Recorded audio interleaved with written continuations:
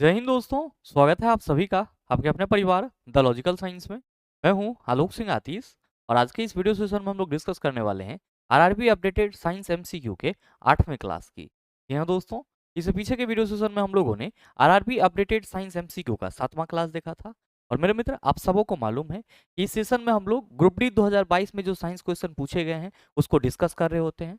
मेरे मित्र, आज के इस वीडियो सेशन में भी हम लोग बिल्कुल ही एक नए शिफ्ट के क्वेश्चन को डिस्कस करेंगे जो कि आपके ग्रुप डी 2022 एग्जाम में पूछे गए हैं। साथ ही आपकी जानकारी के लिए बताना चाहूंगा कि आज के इस सेशन का जो भी क्वेश्चन है उसका पीडीएफ आपको कहाँ मिलेगा, ये हमारे टेलीग्राम ग्रुप से मिल जाएगा, जिसका लिंक इस वीडियो के नीचे डिस्क्रिप्शन में दिया हुआ है। आप वहां से जाकर के ले सकते हैं। बहरहाल, आइए अपने सेशन की शुरुआत करते हैं और चलते हैं पहले क्वेश्चन की तरफ। मेरे मित्र, आपका जो पहला क्वेश्चन है आज के इस सेशन का, क्वेश्चन नंबर 1 क्या पूछा जा रहा है आपसे? आपसे पूछा जा रहा है कि डीसी मोटर के लिए इनमें से कौन से कथन सत्य हैं। ध्यान दीजिएगा कि यहाँ पे आपको 3 स्टेटमेंट दिए गए हैं। पहला में कहा जा रहा है कि विभक्त वलय का कार्य धारा के प्रवाह को उलटना है। दूसरा में कहा जा रहा है कि चुंबकीय क्षेत्र के समांतर संरेखित कुंडली की भुजाओं पर अधिकतम बल लगता है। और तीसरा में कहा जा रहा है कि प्रत्येक आधे घूर्णन के बाद धारा को उलटने की वजह से कुंडली में निरंतर घूर्णन होता रहता है। आपका ऑप्शन है केवल 2, दूसरा ऑप्शन है 1 और 2 दोनों, तीसरा ऑप्शन है केवल 1, चौथा ऑप्शन है 1 और 3 दोनों। क्या होगा इसका आंसर? मेरे मित्र, आपसे क्वेश्चन करा जा रहा है कि डीसी मोटर के लिए इनमें से कौन सा कथन सत्य है। आप सभी कहेंगे कि सर ये डीसी मोटर कैसा होता है। तो मेरे मित्र, आप सभी के सुविधा के लिए मैंने यहाँ पे डीसी मोटर का डायग्राम रखा हुआ है सर, ध्यान में रखिएगा। इसको हम लोग क्या कहते हैं? डायरेक्ट करंट मोटर भी कहते हैं। क्या कहते हैं सर? डायरेक्ट करंट मोटर भी कहते हैं। और मेरे मित्र, डायरेक्ट करंट आपको कहां से मिलती है? तो आप कहते हैं कि गुरुजी ये हमको बैटरी से मिल जाती है। किससे मिल जाती है? बैटरी से मिल जाती है। मेरे मित्र, ध्यान में रखेंगे कि अगर हम लोग किसी भी डीसी मोटर के सिंपल स्ट्रक्चर की बात करते हैं तो इसका जो सिंपल स्ट्रक्चर आपको दिखेगा वो कुछ इसी तरीके का होगा। ध्यान में रखिएगा, पहला चीज, जो ये आप एस लिखा हुआ देख रहे हैं और ये जो एन लिखा हुआ देख रहे हैं, ये क्या है? तो आप सभी याद रखेंगे सर ये चुंबक है। और मेरे मित्र, आप सभी ध्यान में रखिएगा कि इस दोनों चुंबक के बीच में क्या है सर? तो सर यहाँ पे हमको रेड लाइन का एक सर्किट दिख रहा है। मेरे मित्र, इसी को क्या बोला जाता है? इसी को कुंडली बोला जाता है। क्या बोला जाता है? कुंडली बोला जाता है। और साथ ही ध्यान में रखिएगा कि यहाँ पे जो आप पीली संरचना देख रहे हैं, आधा आधा जो आपका ये पीला संरचना दिखाई पड़ रहा है, इसको हम लोग स्प्लिट रिंग या कम्यूटेटर कहते हैं। क्या कहते हैं? स्प्लिट रिंग या फिर कम्यूटेटर कहते हैं। और इसका काम क्या होता है? तो सर ये धारा के प्रवाह की दिशा को उलट देता है। और साथ ही मेरे मित्र, आप सभी ध्यान में रखेंगे कि इस पूरे सर्किट में करंट कैसे फ्लो होती है। तो सर जो यहाँ पे ब्रश लगे हुए हैं इधर से और इधर से, ये क्या करते हैं सर? तो करंट को इस कुंडली में सप्लाई करते हैं। और मेरे मित्र, करंट सप्लाई होता है तो क्या होता है? तो ये जो हमारा कुंडली है ये चुंबक के बीच में क्या करता है? घूर्णन करता है। और इस वजह से क्या होता है? तो सर बल उत्पन्न होता है। मेरे मित्र, आप सभी ध्यान में रखिएगा कि अगर हम लोग मोटर की बात करते हैं चेला जी, तो हम लोग कहते हैं कि सर ये एक प्रकार का घूर्णन युक्ति है, यानी कि ये एक प्रकार का हमारा रोटेटरी डिवाइस है जो कि क्या करता है? तो आप सभी याद रखना कि ये जो है सर, ये इलेक्ट्रिकल एनर्जी को किस में कन्वर्ट करता है? तो आप सभी ध्यान में रखना कि इलेक्ट्रिकल एनर्जी को ये मैकेनिकल एनर्जी में कन्वर्ट करता है। किसमें कन्वर्ट करता है सर? इलेक्ट्रिकल एनर्जी को मैकेनिकल एनर्जी में कन्वर्ट करता है, यानी कि यांत्रिक ऊर्जा में परिवर्तित करता है। मेरे मित्र, आप सभी ध्यान में रखना कि यहाँ पे धारा प्रवाह होने से जो इस कुंडली में गति होगी, धारा प्रवाह करने से जो इस कुंडली में गति होगी और यहाँ पे जो बल उत्पन्न होगा उसको हम लोग कैसे मालूम करेंगे? तो आप सभी कहेंगे कि गुरुजी चूंकि हम बात कर रहे हैं विद्युत मोटर की, किसकी बात कर रहे हैं? विद्युत मोटर की। और इसमें इलेक्ट्रिकल एनर्जी मैकेनिकल एनर्जी में चेंज होता है और मैकेनिकल एनर्जी बेसिकली हम लोग यहाँ पे फोर्स के रूप में देखते हैं। तो हम सभी क्या कहते हैं कि सर इस चुंबकीय क्षेत्र के अंदर कुंडली में जो बल लग रहा होगा उसकी दिशा को पता लगाने के लिए, या फिर जो इसका कुंडली का डायरेक्शन होगा इसकी दिशा को पता लगाने के लिए हम लोग क्या करते हैं? तो सर फ्लेमिंग के बाम हस्त यानी कि फ्लेमिंग के लेफ्ट हैंड रूल का उपयोग करते हैं। और मेरे मित्र, आप सभी क्या कहते हैं कि गुरुजी according to Fleming left hand rule, यहां पे इस चुंबकीय क्षेत्र के अंतर्गत किसी भी बिंदु पे जो हम बल की दिशा को बताएंगे तो उसमें कहेंगे कि सर अगर हम अपने लेफ्ट हैंड को कुछ इस तरह से रखें कि यहाँ पे 90 डिग्री का एंगल बने तीनों उंगली के बीच में, तो आप कहिएगा अंगूठा बल की दिशा को बताएगा। और ये जो आपका तर्जनी है ये चुंबकीय क्षेत्र को बताएगा, और मध्यमा क्या बताएगा सर, विद्युत धारा की दिशा को बताएगा। आपको बस ये चीज ध्यान में रखना है यहाँ पे कि ये जो कुंडली है यहाँ पे जरूरी नहीं है कि हर तरफ बल जो है वो आपका क्या हो सर, समान रहे, क्योंकि इसका जो घूर्णन होता है सर वो दोनों साइड से होता है, अधोमुखी ऊपर और अधोमुखी आपका नीचे की ओर होता है। ये चीज हमेशा ध्यान में रखिएगा। और साथ ही ये जो स्प्लिट रिंग देख रहे हैं जिसको हम लोग विभक्त वलय बोलते हैं, इसको कम्यूटेटर भी बोला जाता है, तो दिक् परिवर्तक बोलते हैं। इसका काम ही होता है दिक् परिवर्तक, मतलब दिशा का परिवर्तन करना, क्योंकि इससे करंट फ्लो होती है, तो ये क्या करता है, विद्युत धारा के प्रवाह की दिशा को क्या करता है, उलट देता है। तो जो कहा जा रहा है कि विभक्त वलय का कार्य धारा के प्रवाह को उलटना है, तो आप कहेंगे सर ये स्टेटमेंट सही है। और दूसरा में कहा जा रहा है कि चुंबकीय क्षेत्र के समांतर संरेखित कुंडली की भुजाओं पर अधिकतम बल लगता है। चुंबकीय क्षेत्र के समांतर तो सर हमारा ये संरेखित ये है सर, और इस पे अधिकतम बल लगे ये जरूरी नहीं है। मतलब आप कहेंगे कि सर जो हमारा दूसरा स्टेटमेंट है वो गलत है।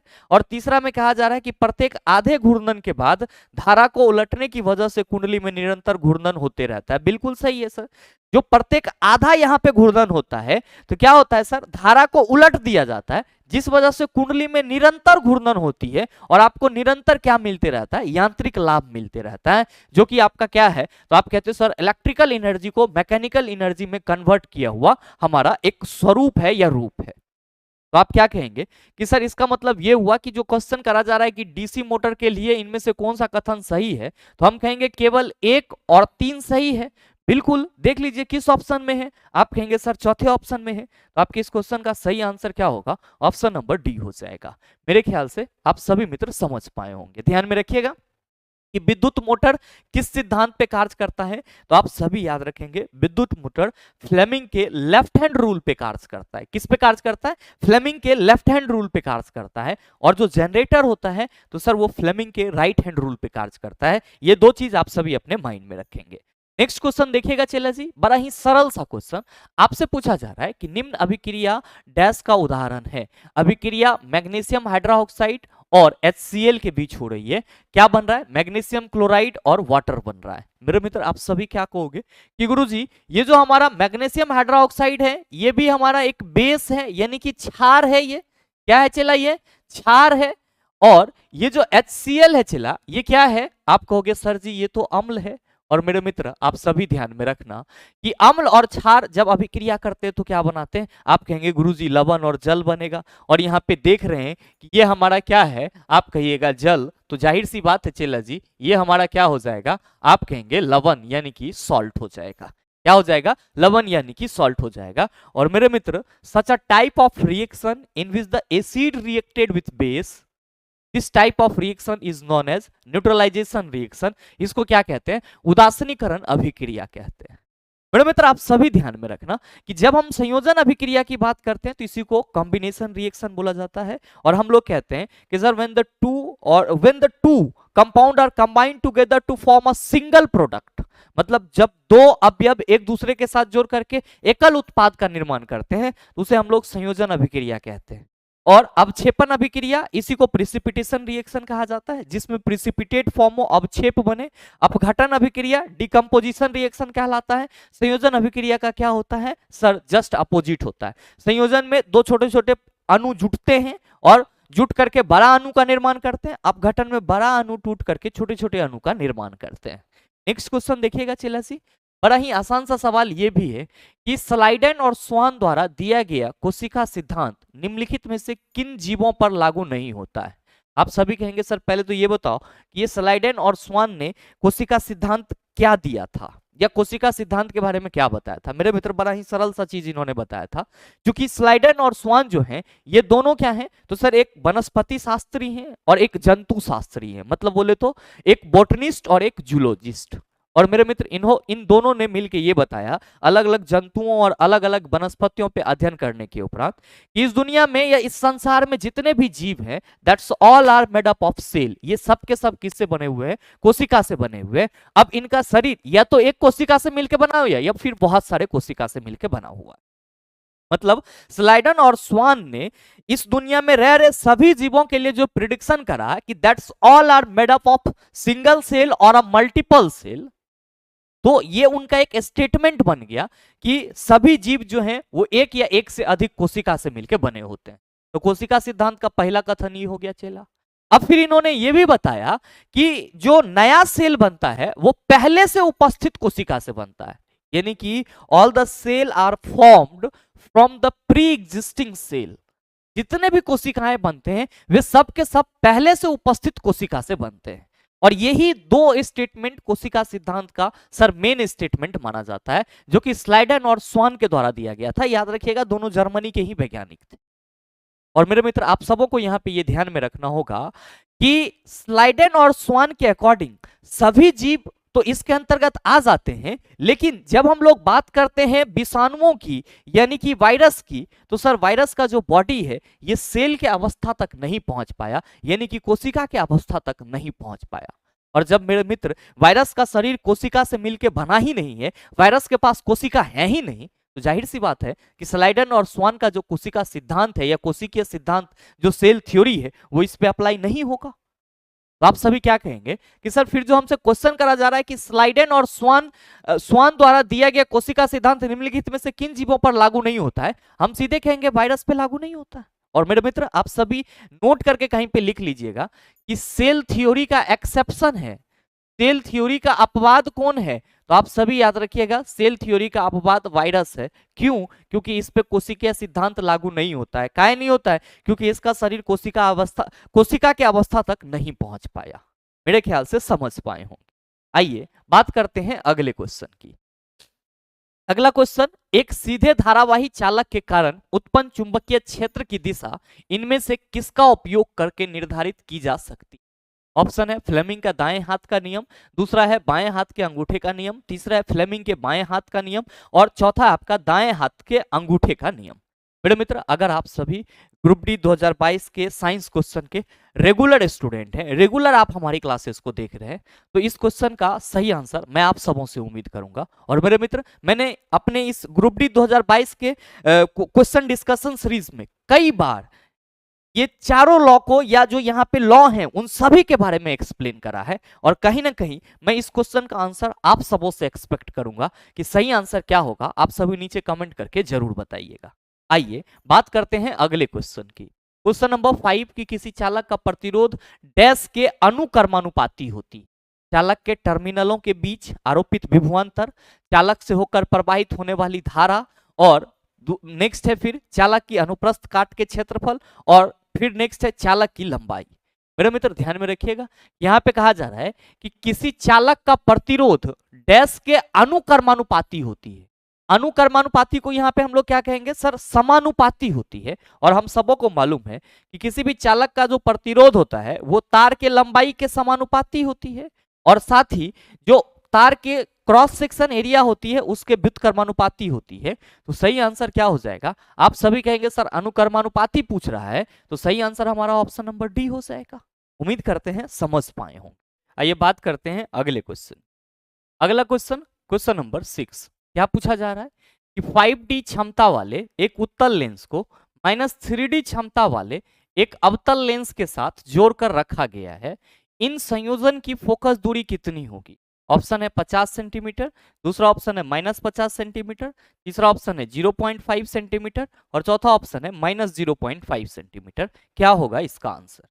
मेरा मित्र, आपसे क्वेश्चन करा जा रहा है कि एक आपका उत्तल लेंस है, एक आपका क्या है? उत्तल लेंस है, जिसकी क्षमता कितनी है सर? उत्तल लेंस की क्षमता मान लीजिए P1 कितना दिया हुआ है? 5D दिया हुआ है।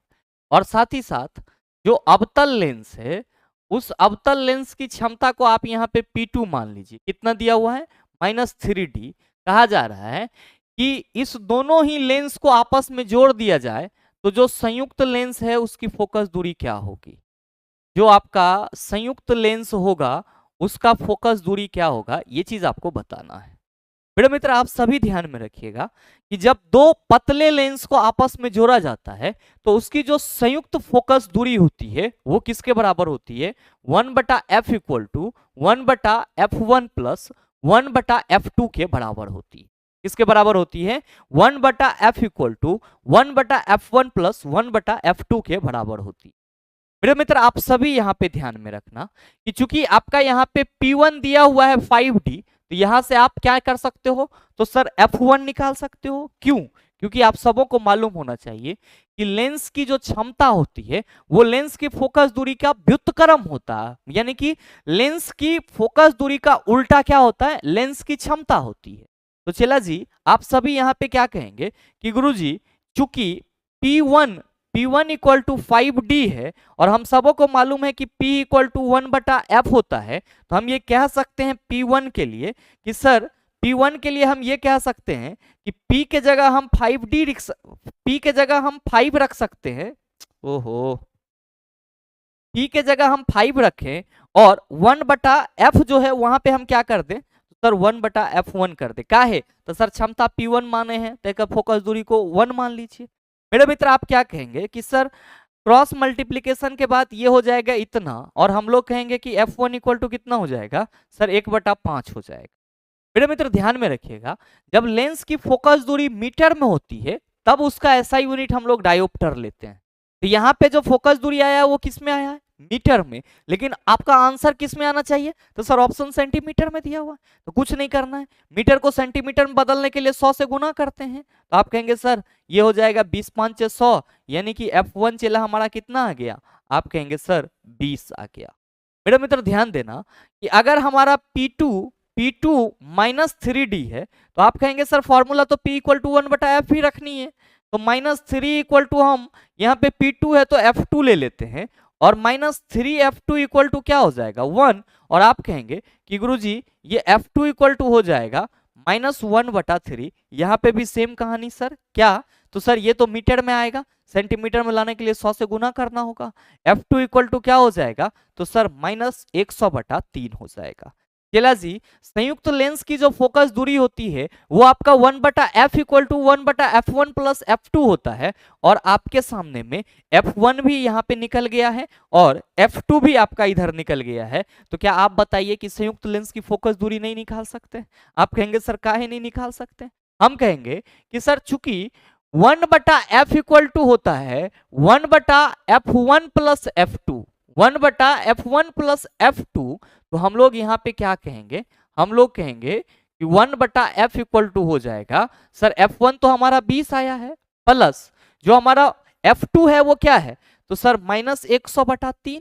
आप कहेंगे कि सर 1/F इक्वल टू हम लोग 1/20, अब प्लस यहाँ पे इसको प्लस रहने ही दीजिए, अभी माइनस के साथ खेल वेल नहीं करते हैं। आप कहिएगा सर ये तो उलट जाएगा, ये हो जाएगा -3/100।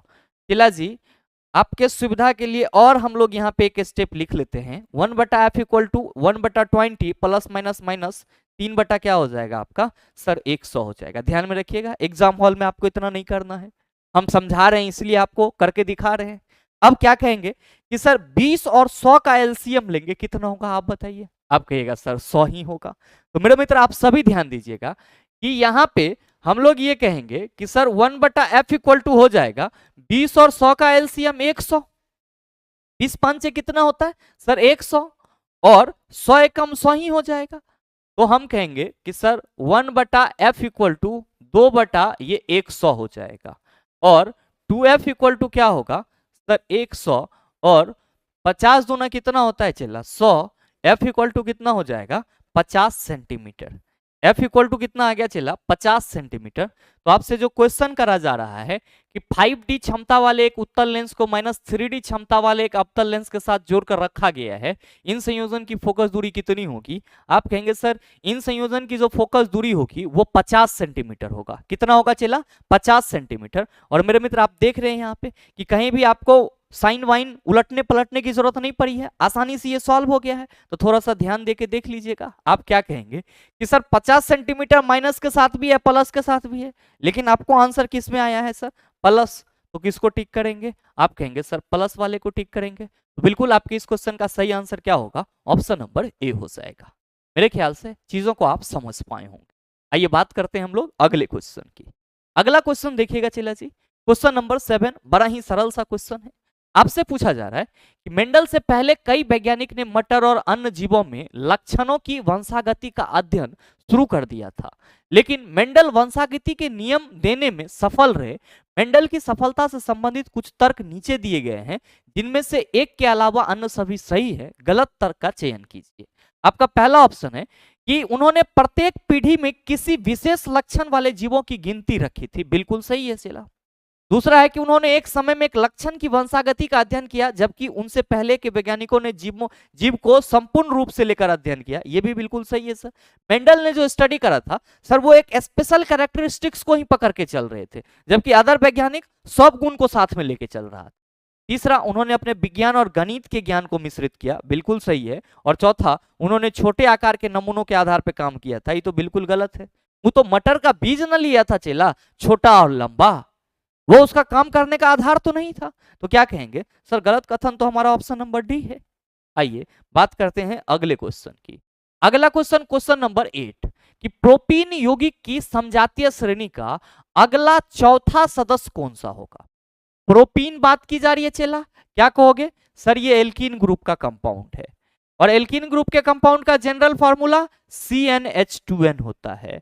CnH2n होता है, जहां पे N क्या है सर, नंबर ऑफ कार्बन है। मेरे मित्र, अगर हम बात करेंगे एल्कीन परमाणु का जो सर कंपाउंड है, वो कार्बन की संख्या अगर 2 रखे तो क्या होगा, तो चला जी C2H4 इथीन हो जाएगा। अच्छा, 3 कार्बन रखे तो क्या होगा, तो चला जी C3H6, और इसी को क्या बोला जाएगा, तो सर 3 कार्बन है तो इसको प्रोप लगाएंगे और हम लोग पढ़ेंगे प्रोपीन। यही आपका जो प्रोपीन है वो क्या है, तो सर प्रोपीन C3H6 है। आपसे क्वेश्चन क्या करा जा रहा है कि प्रोपीन यौगिक की समजातीय श्रेणी का, मेरे मित्र, एल्कीन ग्रुप के जितने भी कंपाउंड होंगे वे सब के सब एक ही ग्रुप के होंगे, इसलिए उसे समजातीय बोला जाएगा। तो आपसे पूछा जा रहा है कि प्रोपीन यौगिक की समजातीय श्रेणी का अगला चौथा सदस्य, यानी कि C3 से अगला चौथा सदस्य, तो आप कहेंगे सर C कार्बन 3 का अगला चौथा सदस्य अगर हम लोग बोलेंगे तो कार्बन की संख्या 7 लेनी पड़ेगी, और अगर कार्बन की संख्या 7 लेंगे तो हाइड्रोजन की संख्या कितनी हो जाएगी, तो सर 14 हो जाएगी। और 7 कार्बन जो होगा तो इसको हम लोग क्या पढ़ेंगे, हेप्ट, और सर इसको एल्कीन के अकॉर्डिंग क्या पढ़ेंगे, आप कहेंगे सर हेप्टीन पढ़ेंगे। क्या पढ़ेंगे, हेप्टीन, यानी कि प्रोपीन यौगिक की समजातीय श्रेणी का अगला चौथा सदस्य क्या होगा, हेप्टीन हो जाएगा, यानी कि C7H14 हो जाएगा। तो सही आंसर क्या होगा सर, ऑप्शन नंबर सी हो जाएगा। क्या हो जाएगा सर, ऑप्शन नंबर सी हो जाएगा। आइए बात करते हैं अगले क्वेश्चन। अगला क्वेश्चन, क्वेश्चन नंबर 9, कहा जा रहा है कि पादप कोशिकाओं में मौजूद डैश की मात्रा, यहां पे संगलन नहीं होगा चिल्ला, यहां पे संचलन होगा।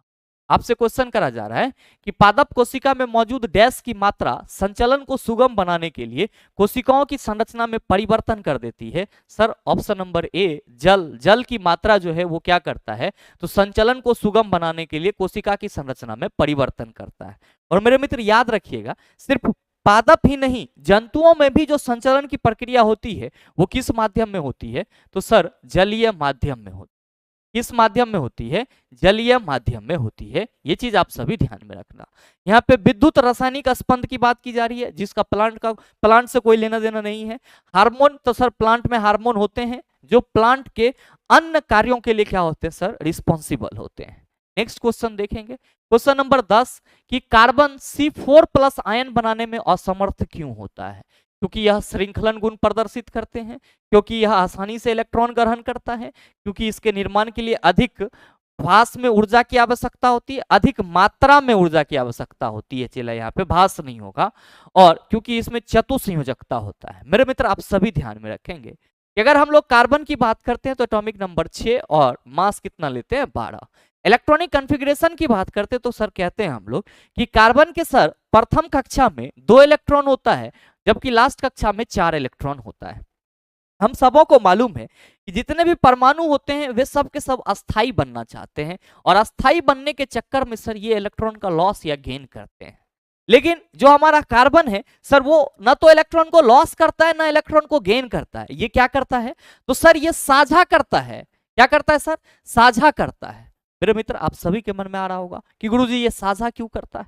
तो आप सभी ध्यान में रखेंगे कि चूंकि जो हमारा कार्बन है इसके बाह्यतम कक्षा में, अगर मान लीजिए कि ये कार्बन की संरचना है तो ये इसका नाभिक होगा और इसमें प्रोटॉन और न्यूट्रॉन होगा, इसके चारों ओर वृत्ताकार मार्ग होगी जो क्या कहलाएगी, कक्षा। दो कक्षा होगा, पहला में 2 इलेक्ट्रॉन और दूसरा में क्या होगा सर, 4 इलेक्ट्रॉन होगा। ध्यान में रखेंगे कि चार इलेक्ट्रॉन को ये अगर लॉस करता है, 4 इलेक्ट्रॉन को अगर ये लॉस करता है तो सर क्या होगा, आप कहेंगे कि सर इसको बहुत ज्यादा एनर्जी की क्या हो जाएगी सर, खपत हो जाएगी उसको हटाने में। अब अगर ये 4 इलेक्ट्रॉन कहीं से लाएगा तो सर यहां पे ये चूंकि बाहरी कक्षा है तो अट्रैक्शन इतना तगड़ा नहीं होगा कि सारे इलेक्ट्रॉन को अपने में सटा ले। चूंकि 4 इलेक्ट्रॉन को सर इसको लेने और देने में क्या होती है, तो सर अधिक ऊर्जा की आवश्यकता होती है, जबकि साझा करने में इसको अधिक ऊर्जा की आवश्यकता नहीं होती है। इसीलिए कार्बन ना तो C4+ आयन बनाता है और ना ही C4- आयन बनाता है। हम लोग कहते हैं सर ये साझा होता है, ये कोई आयन नहीं फॉर्म करता है। तो जो कहा जा रहा है पहला ऑप्शन, क्योंकि यह श्रृंखलन गुण प्रदर्शित करते हैं, तो मेरे मित्र ये याद रखेंगे कि कार्बन में श्रृंखला में जुड़ने की प्रवृत्ति होती है और कार्बन के श्रृंखला में जुड़ने की प्रवृत्ति के चलते ही कार्बन के कंपाउंडों की संख्या ज्यादा है। तो कार्बनों की यौगिकों की संख्या निम्नलिखित में से कार्बन के किस गुण के चलते होती है, तो कार्बन के श्रृंखलन गुण यानी कि कैटिनेशन प्रॉपर्टीज के चलते होती है।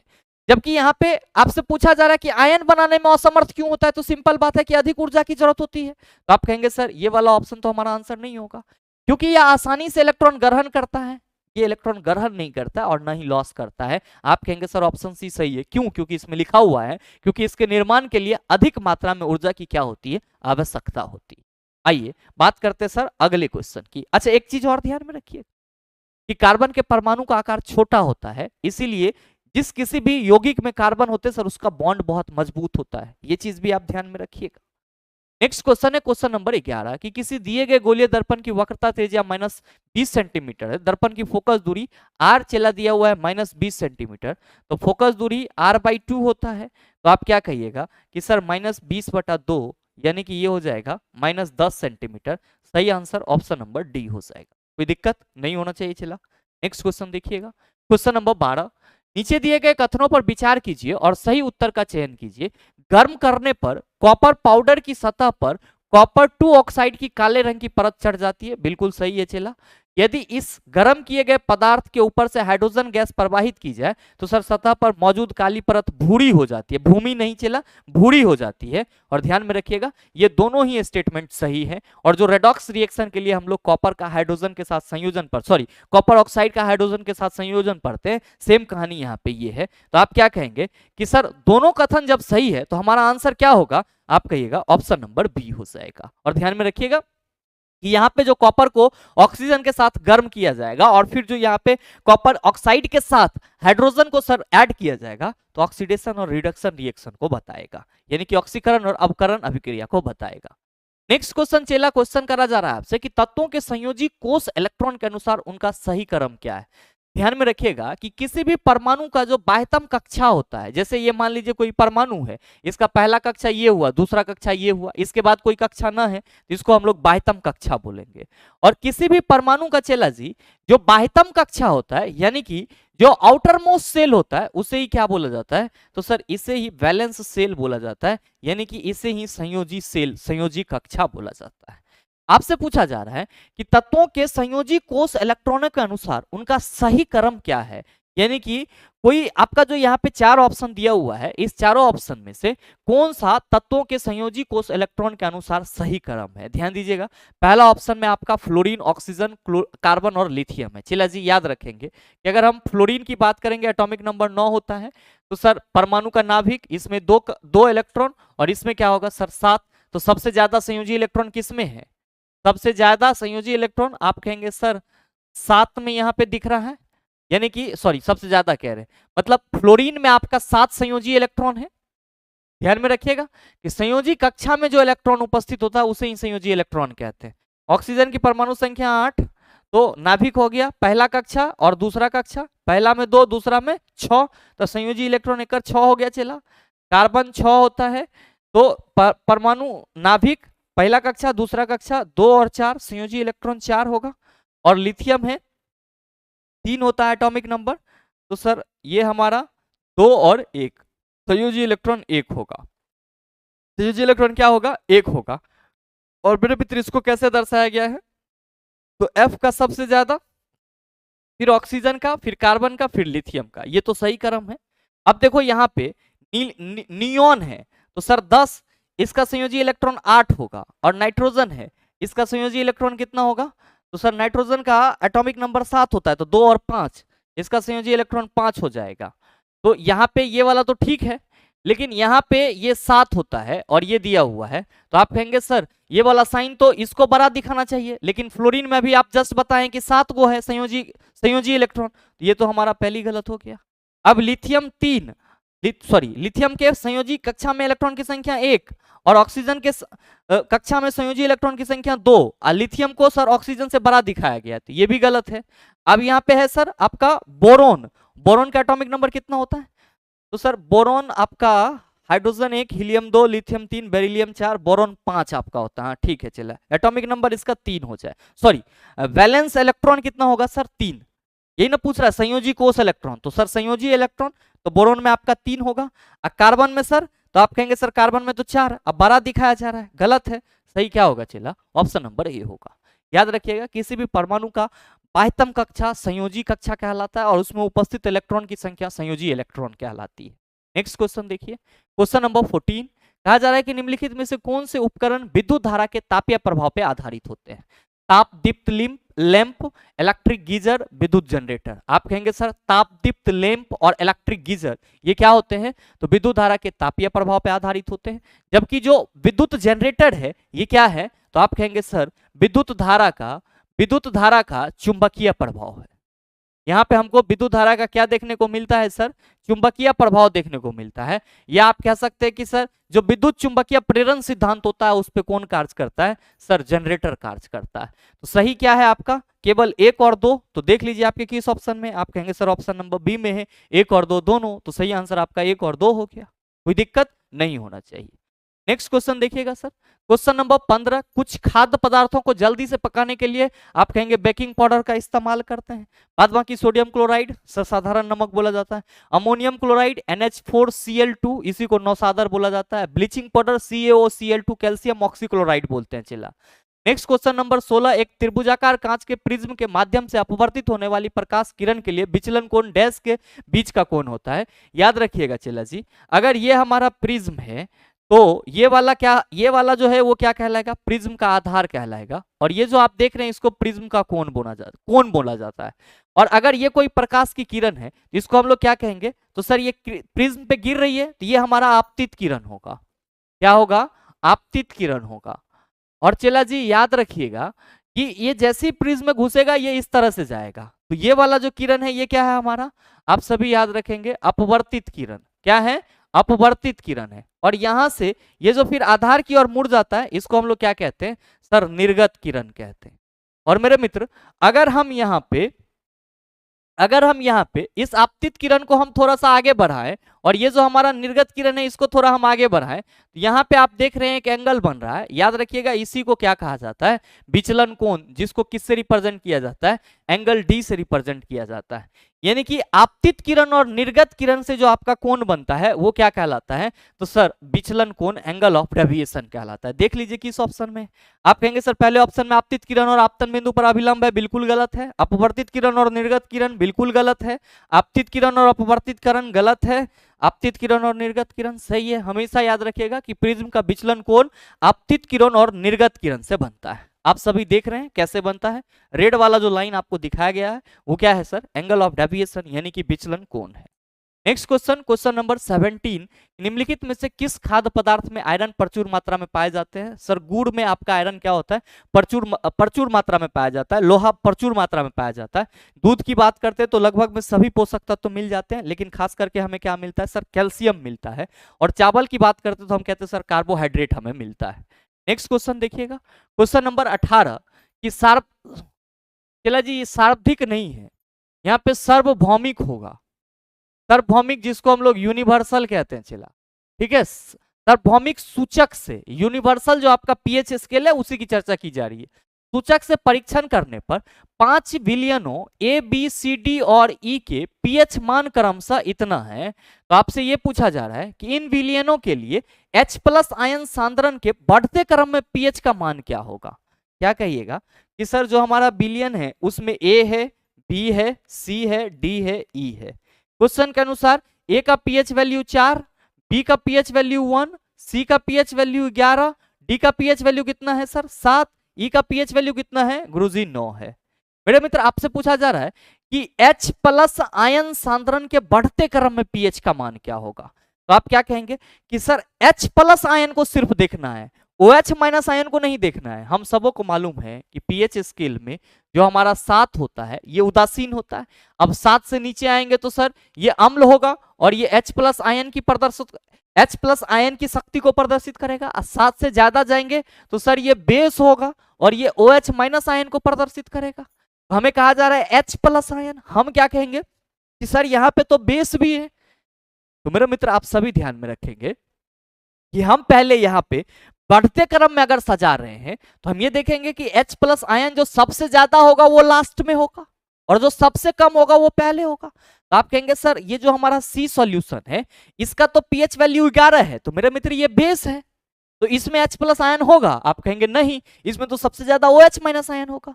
तो सबसे कम H+ आयन किसमें हुआ, आप कहेंगे सर सी में, क्योंकि ये बेस है इसमें होगा ही नहीं। तो हम पहले सी को लिख देते हैं। चला अब सी के बाद अगर आप बढ़ेंगे आगे तो आप कहेंगे कि सर डी दिखाई पड़ रहा है, डी का पीएच वैल्यू 7 यानी कि उदासीन है। तो हम कहेंगे सर सी के बाद किसको रखेंगे, डी को रखेंगे।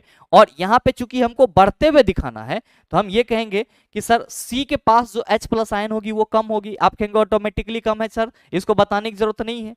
अब सी से ज्यादा किस में होगी सर, आप कहेंगे सर H+ आयन के बेस पे चल रहे हैं तो हम लोग यहाँ पे तो अभी बेस को देख रहे हैं क्योंकि ये न्यूट्रल हो जाएगा। तो हम कहेंगे सर सी से ज्यादा डी में होगी। अब डी से ज्यादा अगर हम लोग बात कर, सॉरी चला सी के बाद आपका डी नहीं होगा, ई का पीएच वैल्यू 9 दिया हुआ है तो सी के बाद हम ई को रखेंगे। सी के बाद किसको रखेंगे हम लोग, ई को रखेंगे। और ध्यान दीजिएगा कि यहां पे हमारा सी के बाद ई आएगा, उसके बाद कौन है तो सर डी, तो डी को रखेंगे। और फिर क्या कहेंगे हम लोग कि सर डी के बाद जो हमारा पीएच वैल्यू होगा वो किसका होगा, ए का होगा, तो ए रखिए चला जी। और ए के बाद आपका कौन आएगा, आप कहेंगे सर बी आएगा, यानी कि बी हमारा सबसे लास्ट में होगा। क्या कहोगे कि सर सी जो है वो बेसिक सब्सटेंस और जो हमारा ई है वो भी बेसिक सब्सटेंस, और जो हमारा चले यहाँ पे डी में छूट गया, यहाँ पे ये लगा लेना। हाँ अब जो डी है हमारा वो क्या है, आप कहेंगे सर डी हमारा न्यूट्रल। अब ए की तरफ बढ़ रहे हैं तो ए का पीएच वैल्यू 4, मतलब इसमें H+ आयन क्या होगा तो सर सी, ई और डी की अपेक्षा ज्यादा, और बी का पीएच वैल्यू 1 है तो सबसे ज्यादा आपका H+ आयन किस में होगा तो सर बी में होगा। वही कहा जा रहा था कि H+ आयन सांद्रण के बढ़ते क्रम में पीएच का मान क्या होगा। तो देख लीजिए सी ई डी ए बी किस में है, C D E A B है, गलत है। सी ई डी ए बी नहीं सर ये तो ठीक है, सही है सर, यही आपके इस क्वेश्चन का सही आंसर है, option number B. Option number B is the right answer of this question. और बाकी के सब आप देख ही रहे कंसेप्ट क्या कह रहा है। आइए अगला क्वेश्चन देखिए, क्वेश्चन नंबर 19। जियोमॉर्फोलॉजी जो कि भौतिक भूगोल की एक शाखा है, इनमें से किस क्षेत्र के अध्ययन के लिए समर्पित है। पानी का अध्ययन याद रखिएगा हाइड्रोलॉजी, पानी का अध्ययन हाइड्रोलॉजी कहलाएगा। चला भू आकृति का अध्ययन जियोमॉर्फोलॉजी कहलाता है। सही आंसर ऑप्शन नंबर बी हो जाएगा।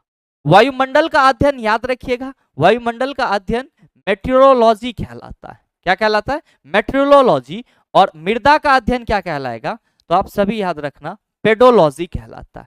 क्या कहलाता है, पेडोलॉजी कहलाता है। नेक्स्ट क्वेश्चन देखिएगा, क्वेश्चन नंबर 20 कि डैश में दोहरा परिसंचरण तंत्र नहीं होता है, डबल सर्कुलेटरी सिस्टम नहीं होता है, आप कहेंगे सर मेढक में। अगला क्वेश्चन, क्वेश्चन नंबर 21, निम्न में से कौन सा तत्व अधिकतम संयोजी इलेक्ट्रॉन को दर्शाता है।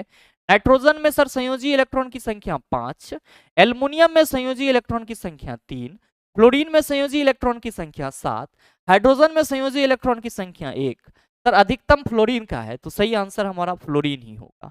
नेक्स्ट क्वेश्चन देखिएगा चेला, आपसे पूछा जा रहा है कि रमेश एक बल्ब का फिलामेंट बनाने के लिए एक पदार्थ का चयन करना चाहता है, चयनित पदार्थ में इनमें से कौन से गुण होना चाहिए? पहला ऑप्शन है, पहला आपका है निम्न गलनांक। आप कहेंगे सर जरूरी नहीं है, अगर बल्ब का फिलामेंट बना रहा है और उसका गलनांक निम्न होगा तो जाहिर सी बात है जैसी उससे ज्यादा धारा बहेगी वो तुरंत फ्यूज हो जाएगा, काम में नहीं आएगा। अब देखिए यहाँ पे दूसरा आपका क्या है, तो उच्च तापमान पर चमकने की क्षमता ये तो होनी ही चाहिए, और दूसरा इसका प्रतिरोध क्या होनी चाहिए सर, उच्च होना चाहिए। और सर इसकी गलनांक भी हम लोग क्या कहते हैं, तो सर उच्च होती है। तो मेरे मित्र जो आपसे क्वेश्चन करा जा रहा है कि रमेश एक बल्ब का फिलामेंट बनाने के लिए एक पदार्थ का चयन करना चाहता है, चयनित पदार्थ में कौन से गुण होनी चाहिए, तो आप कहेंगे उच्च तापमान पर चमकने की गुण होनी चाहिए और उसकी प्रतिरोधकता क्या होनी चाहिए सर, उच्च होनी चाहिए। तो आप कहेंगे सर सही तो हमारा 2 और 3 ही है, बिल्कुल। तो देख लीजिए किस ऑप्शन में है, ऑप्शन नंबर ए में है। आइए बात करते हैं अगले क्वेश्चन की। अगला क्वेश्चन, क्वेश्चन नंबर 23, फ्लोएम पौधे का संवहनी ऊतक होती है तो डैश का परिवहन करता है। आप सभी कहेंगे सर पोषक तत्व का। जल का संवहन कौन करेगा, आप सभी याद रखना जाइलम करेगा। जौ से जाइलम और जौ से जल। गैसों का विनिमय किसके थ्रू होता है, आप सभी याद रखना गैसों का विनिमय जो है वो रंध्र के थ्रू होता है, यानी कि एस्टोमाटा के थ्रू होता है। और साथ ही ध्यान में रखेंगे कि प्रकाश संश्लेषी प्रक्रिया का जो बाय प्रोडक्ट होता है वो क्या होता है सर, ऑक्सीजन होता है। क्या होता है, ऑक्सीजन होता है। नेक्स्ट क्वेश्चन देखिएगा सर, क्वेश्चन नंबर 24, कि डैश के उपयोग से पर्यावरण के अनुकूल कैरी बैग तैयार किए जाते हैं। पर्यावरण के अनुकूल कैरी बैग तैयार किए जाते हैं। कांच से अगर हम लोग बनाएंगे सर कैरी बैग, तो आप कहेंगे सर ये पर्यावरण के अनुकूल नहीं होगा। प्लास्टिक भी पर्यावरण के अनुकूल नहीं होगा सर। कागज से बनाएंगे तो ये यूज होने के बाद फेंक भी देंगे तो ये सड़ गल जाएगा। तो मेरे मित्र आज का जो टोटल क्वेश्चन था वो आपका इतना ही था, और मेरे ख्याल से आप सभी क्वेश्चन को आसानी से कर लिए होंगे। और साथ ही आपकी जानकारी के लिए बताना चाहूंगा कि अगर आप में से कोई भी मित्र आगामी एएलपी टेक्नीशियन एग्जाम के लिए साइंस को प्रिपेयर करना चाहते हैं पूरे बेसिक से एडवांस लेवल का, तो आप जुड़ सकते हैं हमारे साथ इस एएलपी टेक्नीशियन कॉम्बो बैच। मेरे मित्र इसमें जो आपको क्लासेस मिलेगी वो सीबीटी 1 और सीबीटी 2 दोनों के लिए होगी। इसमें जो आपको क्लासेस देखने को मिलेगी वो सीबीटी 1 और सीबीटी 2 दोनों के लिए होगी। इसमें आपको science plus basic science and engineering drawing दोनों करवाया जाएगा। रिकॉर्डेड क्लासेस मिलेंगे, थ्योरी प्लस न्यूमेरिकल आपका पूरी तरह से कंप्लीट करवाया जाएगा। चैप्टर वाइज आपको थ्योरी और जो क्वेश्चन है उसका पीडीएफ दिया जाएगा और पीवाईक्यू ई बुक दिया जाएगा। और मेरे मित्र ध्यान में रखिएगा ये कोर्स कहाँ मिलेगा, तो sir the logical science application पे मिल जाएगा। और कोर्स से संबंधित अन्य जानकारी के लिए सर आप इस नंबर पे कॉल कर सकते हैं या फिर व्हाट्सएप कर सकते हैं। और साथ ही आपको लग रहा है कि हमें सिर्फ और सिर्फ एक बार फिजिक्स ही पढ़नी है, फिजिक्स की थ्योरी और न्यूमेरिकल को पूरे अच्छे से कमांड करना है जब तक एग्जाम है, और हमें अपने से नहीं हो पा रहा है, तो मेरे मित्र आपके लिए भी सर बेस्ट ऑप्शन है physics the game changer batch. ध्यान में रखिएगा इसका स्लोगन ही है भौतिकी का भय मिट जाएगा। कोई भी मित्र जो फिजिक्स में अपने आप को कमजोर मान रहे हैं, उन्हें लगता है कि फिजिक्स उनको सता रहा है, न्यूमेरिकल उन्हें परेशान कर रहा है, तो आप सभी का स्वागत है sir physics the game changer batch में। मेरे मित्र ये जो बैच है वो आपका शॉर्ट टर्म कोर्स है, यानी कि आपकी जो सिलेबस चलेगी वो बहुत ही कम समय में खत्म हो जाएगी, और इसकी वैलिडिटी सर 1 साल की रहने वाली है। वैलिडिटी कितनी रहने वाली है सर, 1 साल की रहने वाली है। इसमें आपको एनसीईआरटी एग्जाम्पलर का पीडीएफ प्रोवाइड कराया जाएगा, क्लास नोट्स रहेंगे, एनसीईआरटी ऑल ऑब्जेक्टिव पीडीएफ होंगे, और सर चैप्टर वाइज थ्योरी और न्यूमेरिकल आपको पूरी तरह से कंप्लीट करवाया जाएगा। और मेरे मित्र प्राइस आप सभी देख पा रहे होंगे, इतना में आप पूरे फिजिक्स को क्या कर रहे हैं सर, तो कंप्लीट कर रहे हैं। ध्यान दीजिएगा कि इस कोर्स से संबंधित भी अगर आपको किसी अन्य तरह की जानकारी लेनी है तो आप सेम नंबर डायल करेंगे सर, कौन सा, 9065970477। और ये कोर्स भी सर कहाँ मिलेगा, तो सर अपने एप्लीकेशन द लॉजिकल साइंस पे मिल जाएगा।